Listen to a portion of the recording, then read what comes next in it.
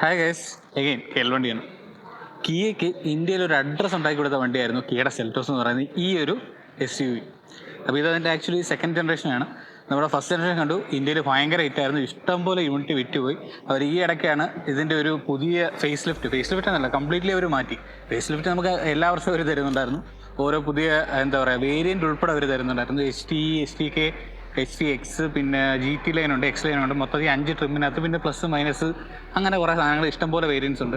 പിന്നെ diesel engine options നോക്കുകയാണെന്ന് തന്നെ ഡീസലിനകത്തുണ്ട്, പെട്രോളിനകത്തുണ്ട്, എല്ലാ ഗിയർ ബോക്സ് ഓപ്ഷൻസും ഉണ്ട്, CVT ഉണ്ട്, IMT ഉണ്ട്, ആർക്കും ഇല്ലാത്ത സാധനങ്ങളൊക്കെയാണ്. അപ്പോൾ അങ്ങനെയൊക്കെ എല്ലാ വേരിയൻസിനകത്തും കുറേ ഫീച്ചേഴ്സും ഒക്കെ ഒത്തിറച്ച് പുതിയ സെൽറ്റോസ് എത്തിയിട്ടുണ്ട്. അപ്പോൾ ബാക്കി കാര്യങ്ങളൊക്കെ നമുക്ക് ഡീറ്റെയിൽഡായിട്ട് ഡ്രൈവിൻ്റെ ഇടയ്ക്ക് നമുക്ക് സംസാരിച്ചുകൊണ്ട് ഒത്തിരി പറയാനുണ്ട് കേട്ടോ. എഞ്ചിനകത്ത് ഒത്തിരി ഇല്ല, പക്ഷേ ഡിസൈൻ വൈസ് ഒത്തിരി ഇഷ്ടം പോലെ പറയാനുണ്ട്. ഗൈസ്, അപ്പം നമ്മൾ ഇൻട്രോ ഒക്കെ എടുത്തിട്ട് ഏകദേശം 1.5 മണിക്കൂറായി. നമുക്കിപ്പോൾ വണ്ടി കിട്ടിയിരിക്കുന്നത് JSP കിയ സിംഗസാന്ദ്ര എന്നാണ്.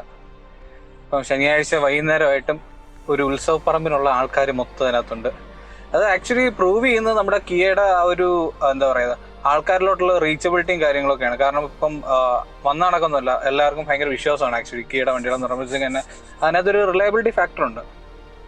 അപ്പോൾ എന്തായാലും അതുകൊണ്ട് തന്നെ നമ്മൾ കുറേ നേരം അവിടെ പോസ്റ്റായി, പക്ഷേ എന്തായാലും വണ്ടി കിട്ടിയിട്ടുണ്ട്. നമ്മളിപ്പോൾ ജസ്റ്റ് ടെസ്റ്റ് ഡ്രൈവ് വേണ്ടി തുടങ്ങിയുള്ളൂ, ഒത്തിരി ദൂരമൊന്നുമില്ല, കുറച്ച് ദൂരമേ ഉള്ളൂ. ഓക്കെ, അപ്പോൾ നമ്മളിപ്പോൾ എടുത്തേക്കുന്നത് top of the line GT ലൈനാണ്. ഇനി ഇതിൻ്റെ മുകളിലൊരു വേരിയൻ്റ് X ലൈൻ, കുറച്ച് ചെറിയ വ്യത്യാസങ്ങളേ ഉള്ളൂ, വലിയ വ്യത്യാസങ്ങളൊന്നും വരാനില്ല ഇതിനകത്ത്. ഓക്കെ, എഞ്ചിനാണെങ്കിലും ബാക്കി ഫീച്ചേഴ്സ് ആണെങ്കിലും എല്ലാം ഓൾമോസ്റ്റ് സെയിം തന്നെയാണ്. അപ്പോൾ നമ്മളിപ്പോൾ ഓടിച്ചുകൊണ്ടിരിക്കുന്നത് ഒരു 1.5 ലിറ്റർ ടർബോ പെട്രോൾ എഞ്ചിനാണ്. ഏകദേശം പ്രൊഡ്യൂസ് ചെയ്യുന്നത് 158 bhp ആണ്. ഒരു 253 Nm ടോർക്കും പ്രൊഡ്യൂസ് ചെയ്യുന്നുണ്ട്. അത് ഒരു ലോവർ റെവ് റേഞ്ചിൽ തന്നെ കിട്ടുന്നുമുണ്ട്. അത് ഏകദേശം ഈ ഒരു സെഗ്മെന്റിൽ പറയുകയാണെന്നുണ്ടെങ്കിൽ അത്യാവശ്യം നല്ലൊരു പവർഫുൾ ആയിട്ടുള്ള എഞ്ചിനാണ് ഇത് വരുന്നത് ഇതിനകത്ത്. അപ്പോൾ ഇതിൻ്റെ ഒരു ഇതിൻ്റെ മെയിൻ ഒരു അപ്ഡേറ്റ് എന്ന് പറയുമ്പോഴത്തേക്ക് ആക്ച്വലി ഇതിൻ്റെ ഒരു ഡിസൈൻ ലാംഗ്വേജ് തന്നെയാണ്. ആക്ച്വലി അവരുടെ പ്ലാറ്റ്ഫോം ഉൾപ്പെടെ അവർ നേരത്തെ K2 പ്ലാറ്റ്ഫോമിലായിരുന്നു ആക്ച്വലി ഇത് ഉണ്ടാക്കിക്കൊണ്ടിരുന്നത്, പഴയ നമ്മുടെ ഫസ്റ്റ് ജനറേഷൻ സെൽറ്റോസ് എന്ന് പറയുന്നത്. അതിപ്പോൾ മാറിയിട്ട് നമുക്ക് K3 പ്ലാറ്റ്ഫോമിലോട്ട് മാറിയിട്ടുണ്ട്. അപ്പോൾ അത് മാറ്റിയപ്പോഴത്തേക്ക് തന്നെ ഇതിൻ്റെ ഒരു ഡയമെൻഷൻസും കംപ്ലീറ്റ്ലി മാറിയിട്ടുണ്ട്. നേരത്തെ തന്നെയാണ് കൂടുതൽ നീളവും വീതി എല്ലാം കൂടിയിട്ടുണ്ട്. ഇപ്പോൾ ഏകദേശം ഒരു 4460 mm ലെങ്ത് വന്നിട്ടുണ്ട്, ഒരു 1830 mm വിഡ്ത്ത് വന്നിട്ടുണ്ട്, ഒരു 1635 mm ഹൈറ്റ് വന്നിട്ടുണ്ട്. വീൽ ബേസ് ആണെങ്കിൽ ഒരു 2960. അപ്പോൾ ഇതൊക്കെയാണ് ഇതിൻ്റെ ഫിഗേഴ്സ്. ഞാൻ എന്തായാലും ഇവിടെ സ്ക്രീനിൽ കറക്റ്റായിട്ട് കൊടുത്തേക്കാം എത്ര വരുന്നതെന്നുള്ളത്. അപ്പോൾ നമ്മുടെ ഇതിൻ്റെ കമ്പാരിസൺ എന്ന് പറയുമ്പോൾ ആക്ച്വലി ഇതിൻ്റെ കൂടെ തന്നെ ഇറങ്ങിയ അതാണ് നമ്മുടെ ടാറ്റയുടെ സിയറ. ആക്ച്വലി നീളത്തിനകത്ത് ഇത് തന്നെയാണ് കൂടുതൽ, അതിന് ഏകദേശം 4300 ഇത്ര കണ്ട് വരുന്നുള്ളൂ. ഞാൻ ഇതിവിടെ കൊടുത്തേക്കാം. പക്ഷെ ബാക്കിയൊക്കെ വെച്ച് നോക്കുകയാണെന്നുണ്ടെങ്കിൽ ഇത് കുറച്ച് ചെറുതായി പോയി. ഇവർക്ക് കൊടുത്തൊരു പണിയായിരുന്നു ആക്ച്വലി സിയറയുടെ ഡയമെൻഷൻസ് പറയുമ്പോഴത്തേക്ക്. വലിയ വ്യത്യാസമില്ല, പക്ഷെ എന്നാലും എല്ലാം ഒരു മില്ലിമീറ്റർ കണക്കാണല്ലോ. നമ്മൾ കുറച്ചൊന്ന് ബാംഗ്ലൂർ ട്രാഫിക്കിനകത്താണ്. മണി 5:30 എല്ലാവരും പബ്ബിലേക്കുള്ള ഓട്ടത്തിലാണ്. പിന്നെ ഞാൻ വെനുവിൻ്റെ കാര്യത്തിൽ പറഞ്ഞ ആ ഒരു സെയിം കമൻറ്റ് എനിക്ക് ഇതിനകത്തും പറയാനുണ്ട്. ആക്ച്വലി ഇത് ഒന്ന് തിരിഞ്ഞ് വരണമെങ്കിൽ അതൊരു ഒരു ചെറിയ ലാഗുണ്ട് പൊടിക്ക്, അല്ലാതെ വേറെ വലിയ ഹാൻഡ്ലിങ്ങിനകത്ത് വലിയ വിശേഷങ്ങളൊന്നും കാണുന്നില്ല. എനിക്ക് അതിൻ്റെ കട്ട് ആ ഒരു സ്റ്റിയറിംഗ് വീൽ തന്നെ ഇഷ്ടപ്പെട്ടു. ആക്ച്വലി ഇത് നമ്മുടെ EV60 എന്നൊക്കെ ഉള്ള സെയിം ഒരു ഡിസൈൻ അല്ല കേട്ടോ ഇവിടെ വന്നേക്കുന്നത്. ഈ ഒരു ഡിസൈൻ പാറ്റേൺ ആണ് ആക്ച്വലി. ഈ ഒരു സ്റ്റിയറിംഗ് മാത്രമല്ല, ഈ ഒരു കംപ്ലീറ്റ് ഡാഷ്ബോർഡ് എന്ന് വേണമെങ്കിൽ പറയാൻ പറ്റും. കാരണം ഈ ഒരു 2 സ്ക്രീൻ ഒരുമിച്ച് ചേർത്ത് വെച്ച ഒരു കണക്ക് രീതിയും അതങ്ങനെ കട്ടും, പിന്നെ ഇതിൻ്റെ ബട്ടൺ ലേഔട്ട് ആണെങ്കിലും ആകെപ്പാടെ എനിക്ക് തോന്നുന്നു ഇതിനകത്ത് താഴെ വരുമ്പോഴത്തേക്ക് EV6 അവരുടെ ട്രാക്ഷൻ മോഡ് ഡ്രൈവ് മോഡാണെന്ന് തോന്നുന്നു. ഏത് ഒരെണ്ണം മാത്രമേ വരത്തുള്ളൂ. ഇവിടെ ഇത് രണ്ടും കൊടുക്കുന്നുണ്ട്, ഡ്രൈവ് മോഡും വരുന്നുണ്ട്, ട്രാക്ഷൻ മോഡും വരുന്നുണ്ട്. അപ്പോൾ ഇതൊക്കെയാണ് ഇതിനകത്തുള്ള മെയിൻ ഒരു ഡിസൈൻ കാര്യം. ഈ ഹെഡ് റെസ്റ്റിലേക്ക് ഡിസൈൻ ഉണ്ടോ, എനിക്ക് ഇതും കറക്റ്റ് പറഞ്ഞു കഴിഞ്ഞാൽ കറക്റ്റ് EV60 എന്ന് വന്ന സാധനമാണ്. എനിക്കത് ഭയങ്കരമായിട്ട് ഇഷ്ടപ്പെട്ടത് ആക്ച്വലി. EV60 അതിൻ്റെ ബാക്കിലോട്ടും മീൻസ് ബാക്കിലത്തെ റോയിലോട്ടും ഈ ഒരു സെയിം ഡിസൈനിൽ തന്നെയാണ് നമ്മുടെ ഹെഡ് റെസ്റ്റ് എല്ലാം പോയത്. പക്ഷെ ഇതിനങ്ങനല്ല, ബാക്കിലത്തെ നോർമലാണ്, ഫ്രണ്ടിൽ മാത്രം ആ ഒരു നല്ല രസമുണ്ട്, നല്ലൊരു കംഫർട്ടാണ്.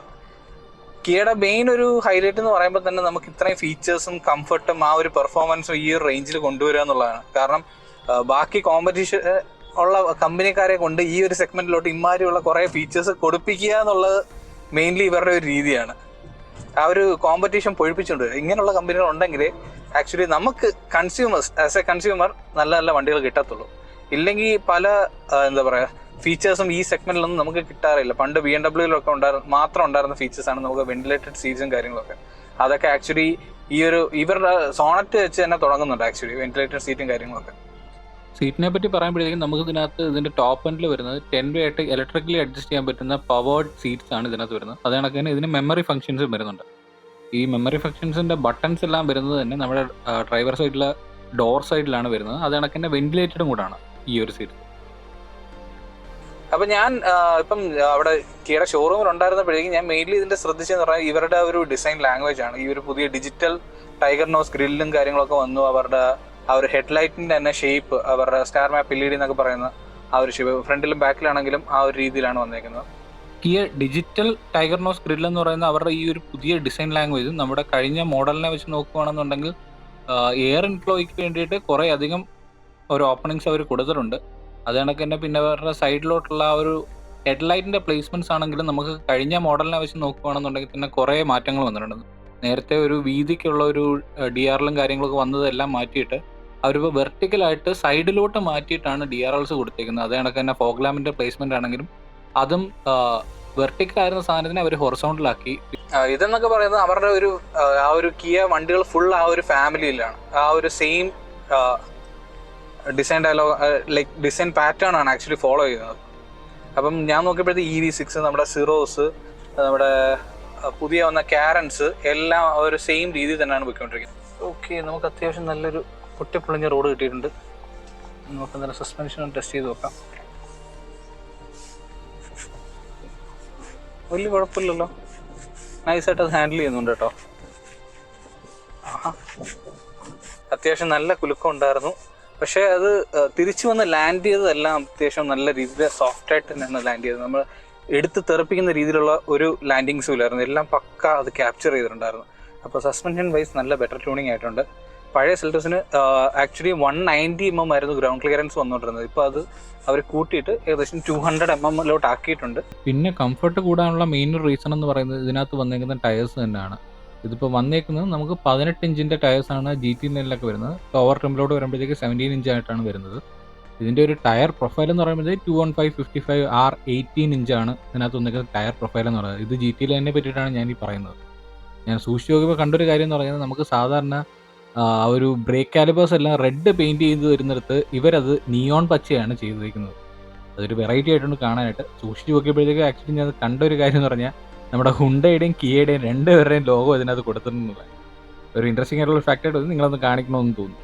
ഫ്രണ്ടിലെ കംഫർട്ട് കണക്ക് തന്നെയാണ് നമുക്ക് ബാക്കിലെ പാസഞ്ചേഴ്സിൻ്റെയും കംഫർട്ട്.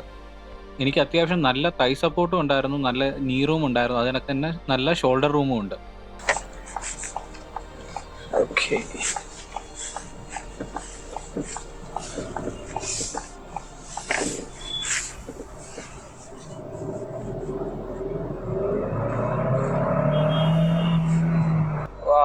നൈസ്. ഒന്ന് കാലം കൊടുത്താണ് ആ ടെർബോയുടെ ഒരു കിക്ക് അറിയാൻ വേണ്ടിയിട്ട്. അത്യാവശ്യം നല്ല രസമുണ്ടായിരുന്നു. അത് ആ സീറ്റിലോട്ട് നമ്മളെ ഇങ്ങനെ ചേർത്ത് വെച്ച് കൊണ്ടുപോകുന്ന ഒരു രീതി ഉണ്ടല്ലോ, അത്യാവശ്യം നൈസായിട്ടാണ് അത് ഒരു പവർ ഡെലിവർ ചെയ്യുന്നത്. അപ്പോൾ മെയിൻലി 3 എഞ്ചിൻ ടൈപ്സ് ആണ്.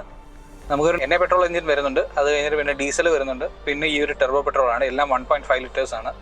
അപ്പോൾ ഇത് ഏകദേശം ഒരു 160 bhpയും ഒരു 253 Nm. ഡീസലിനകത്ത് വരുമ്പോഴത്തേക്ക് ഒരു 144 bhpയും ഒരു 250 Nm. അത് കണക്ക് എണ്ണ പെട്രോളിലോട്ട് വരുമ്പോഴത്തേക്ക് അതൊരു 113 bhpയും ഒരു 144 Nm ടോർക്കുമാണ് അത് പ്രൊഡ്യൂസ് ചെയ്യുന്നത്.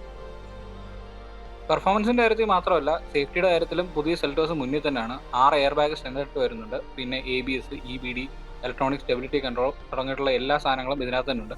പിന്നെ ബേസ് മോഡലിലോട്ട് തന്നെ TPMS വരുന്നുണ്ട് ഇതിനകത്ത്. പിന്നെ ഹയർ വേരിയൻസിലോട്ട് വരുമ്പോഴത്തേക്കും നമുക്ക് ലെവൽ 2 ADAS, 360 ഡിഗ്രി ക്യാമറ തുടങ്ങിയിട്ടുള്ള ഫീച്ചേഴ്സും ഇതിനകത്ത് അഡീഷണൽ ആയിട്ട് വരുന്നുണ്ട്.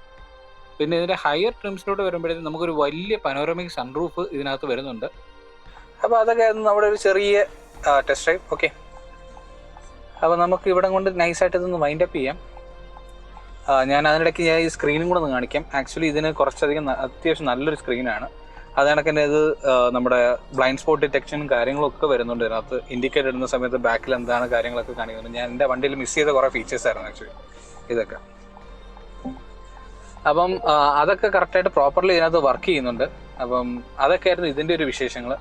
പിന്നെ ഈ വണ്ടിയുടെ പ്രൈസിലോട്ട് വരുവാണെന്നുണ്ടെങ്കിൽ ഏകദേശം ഒരു 10.99 lakhs എക്സ് ഷോറൂം തുടങ്ങിയിട്ട് ഏകദേശം ഒരു 19.99 lakhs എക്സ് ഷോറൂമിലാണ് ഇത് അവസാനിക്കുന്നത്. ഞാനീ പറഞ്ഞേക്കുന്നത്. അപ്പോൾ ഞാൻ എന്തായാലും ഇതിപ്പം വണ്ടി എടുത്തേക്കുന്നത് JSP ചെയ്യുന്നതാണ് ബാംഗ്ലൂരുള്ള. ഞാൻ ഇവരുടെ നമ്പേഴ്സ് എല്ലാം കൂടെ താഴെ ഞാൻ ഡിസ്ക്രിപ്ഷനിൽ കൊടുക്കുന്നുണ്ട്. അപ്പോൾ നിങ്ങൾക്ക് ബുക്കിങ്ങോ ടെസ്റ്റ് ഡ്രൈവോ എന്തെങ്കിലും ഉണ്ടെന്നുണ്ടെങ്കിൽ അവരെ കോൺടാക്ട് ചെയ്യുന്നതാണ്. അതുകണക്ക് തന്നെ എൻ്റെ കൊല്ലത്തുള്ള ഡീലറിൻ്റെയും ഞാൻ നമ്പർ താഴെ കൊടുത്തിട്ടുണ്ട്. നിങ്ങൾക്ക് അവിടെ നിന്നുള്ള ആരെങ്കിലും ഈ വീഡിയോ കാണുന്നുണ്ടെങ്കിൽ നിങ്ങൾക്ക് അവരെയും കോൺടാക്ട് ചെയ്യാവുന്നതാണ്. അപ്പം അടുത്ത ആഴ്ച പുതിയൊരു വണ്ടി, പുതിയൊരു സ്ഥലം, പുതിയ കുറേ കാര്യങ്ങളൊക്കെ ഇനി കാണാം. അപ്പം എൻ്റെ വിക്ടോറിയസിൻ്റെ യൂസർ റിവ്യൂ കാണാത്തവർക്കാണെന്നുണ്ടെങ്കിൽ ഞാൻ ഇവിടെ വീഡിയോ കാണിച്ചേക്കാം. അപ്പോൾ നിങ്ങൾക്ക് താല്പര്യം ഉണ്ടെങ്കിൽ അത് കാണാം. ഓക്കെ, അപ്പോൾ അതൊക്കെയാണ്. പിന്നെ വീഡിയോ സബ്സ്ക്രൈബ് ചെയ്യുക. ഓക്കെ, കമൻറ്റ് ചെയ്യുക, നിങ്ങളുടെ കമൻസ് ഒക്കെ അറിയിക്കുക. അപ്പോൾ നിങ്ങൾക്ക് എന്തെങ്കിലും ക്വസ്റ്റ്യൻസ് ഒക്കെ ഉണ്ടെങ്കിൽ ചോദിച്ചിരുന്നാൽ മതി. അപ്പോൾ ഞാൻ പറ്റുന്നതാണെന്നുണ്ടെങ്കിൽ അതൊക്കെ ആൻസർ ചെയ്യാം. ഓക്കെ, അപ്പോൾ that's it. See next time.